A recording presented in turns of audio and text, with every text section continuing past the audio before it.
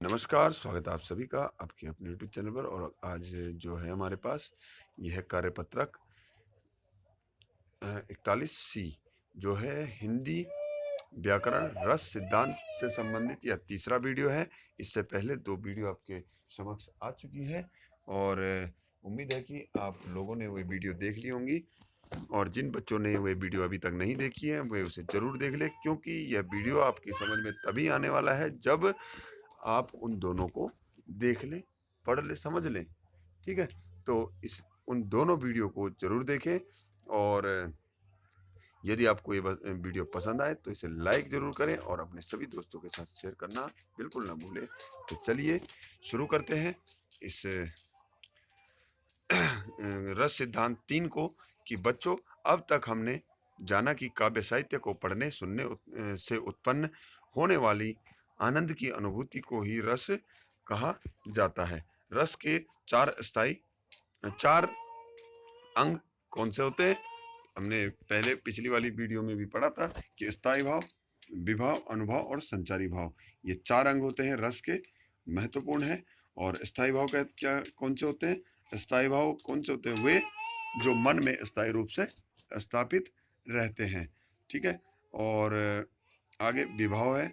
विभाव क्या होते हैं? कि स्थायी भाव के उद्बोधक, जो स्थायी भाव के उद्बोधक कारण को विभाव कहते हैं। ठीक है। विभाव 2 प्रकार के होते हैं, कौन कौन से? आलंबन और उद्दीपन विभाव। अब हम अनुभव और संचारी भाव के बारे में जानेंगे कि वे कौन से हैं। कि अनुभव कौन सा है? मनोगत यानी मन में उत्पन्न भावों को व्यक्त करने वाली शारीरिक प्रक्रिया अनुभव कहलाती है। यह 8 प्रकार की होती है। अनुभव कितने प्रकार के होते हैं? 8 प्रकार के होते हैं। हमने पिछली वीडियो में उसे पढ़ा था कि कौन से? स्तंभ, स्वेद, रोमांच, भंग, कंप, विवर्णता, अश्रु और प्रलय। ठीक है, ये अनुभव हो गए। अब आते हैं संचारी भाव की ओर। कि संचारी भाव कौन से होते हैं? संचारी भाव होते हैं मन में संचरण यानी आने जाने वाले भावों को ही संचारी भाव कहा जाता है।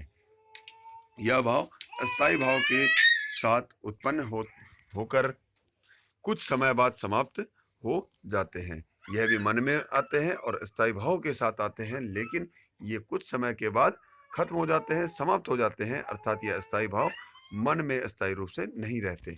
ठीक है। रस सिद्धांत के प्रणेता कौन है? हमने पिछली भी वीडियो में पढ़ा है, पहले दोनों वालों में, कि कौन है? आचार्य भरत मुनि जी। और यह भी जाना कि इन्होंने कितने रसों का उल्लेख किया है।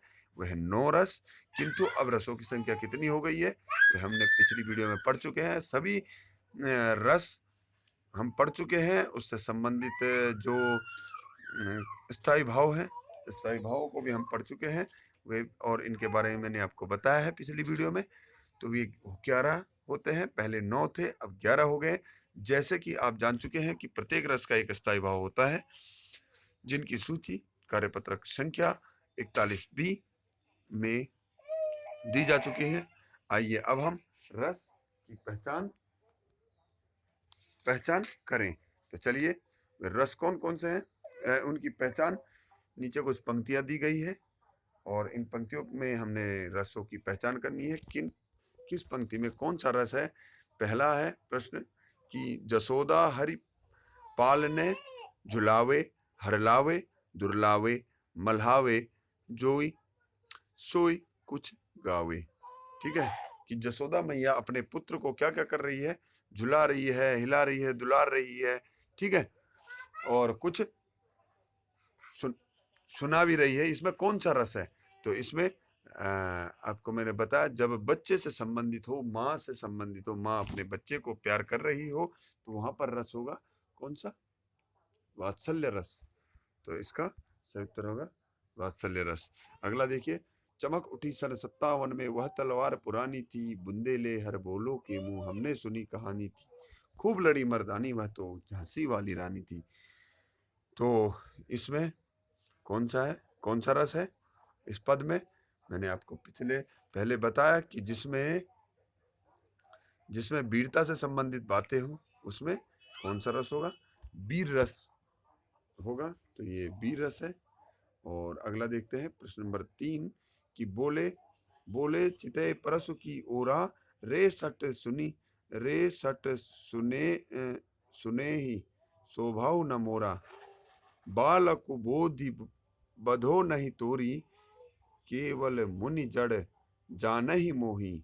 पद में कौन सा रस है? तो इस पद में कौन सा रस है? ये राम लक्ष्मण परशुराम संवाद जो हम पढ़ रहे हैं उससे संबंधित ये पंक्तियां हैं। और यहाँ पर परशुराम जी क्रोधित हो रहे हैं जब शिव जी का धनुष तोड़ दिया गया था श्री राम जी के द्वारा, तो तब वे क्रोधित हो रहे हैं। और यहाँ पर जब क्रोध की बात की जाए तो यहाँ पर कौन सा रस होता है? रौद्र रस होता है। ठीक है, और रौद्र का क्या है? स्थायी भाव क्रोध है। ठीक है, अगला देखिए प्रश्न नंबर 4 हमारे हरि हारिल की लकड़ी मन क्रम बचन नंद नंदन उर यह दृढ़ करी पकड़ी। यहाँ पर क्या कहा जा रहा है कि हमारे हरि हारिल की लकड़ी है मन क्रम वचन नंद नंदन उर। तो यहाँ पर होगा रस, इन पदों में हास्य रस होगा इसमें। ठीक है, अगला देखिए प्रश्न नंबर 5 कि मेरो मन अनंत कहाँ सुख पावे जैसे उड़ी जहाज को पंछी पुनि जहाज पे आवे। इन पंक्तियों में कौन सा रस है? इन पंक्तियों में है शांत रस, यानी कि मेरा मन एकदम शांत है, शांत नहीं, भक्ति रस है, भक्ति रस। एक मेरा मन जो है वो चंचल है, लेकिन वो मेरे प्रभु के प्रति चंचल होने के बावजूद भी फिर भी क्या हो जाता है, फिर से जैसे जहाज में बैठा हुआ कोई पंछी पानी के जहाज में, उसको जब जमीन नहीं मिलती तो वह फिर से उड़ते हुए उसी जहाज पर आ जाता है जहाँ से वह शुरू करता है उड़ान भरना। लेकिन उसको जब कहीं ना जमीन मिलती न कोई पेड़ पौधे मिलते तो वहीं बैठने आता है। इसी प्रकार मेरा मन है जो कि चारों ओर घूमता है लेकिन फिर पुनः वहीं आ जाता है जहाँ पर वह पहले था, यानी कि मेरे प्रभु के प्रति, ईश्वर के प्रति, वो वहीं पर उसी ईश्वर पर आ जाता है। इसलिए यहाँ पर है भक्ति रस। तो चलिए, ये था आपके लिए आज का वीडियो। और इन 3 वीडियो को जिन बच्चों ने देख लिया है, उम्मीद है कि वे रस के बारे में, रस सिद्धांत को अच्छे से समझ चुके होंगे। और जिन बच्चों ने अभी तक नहीं देखा है वे उन्हें जरूर देख लें। तो चलिए मिलते हैं अगली वीडियो में, तब तक के लिए नमस्कार, जय हिंद, जय भारत।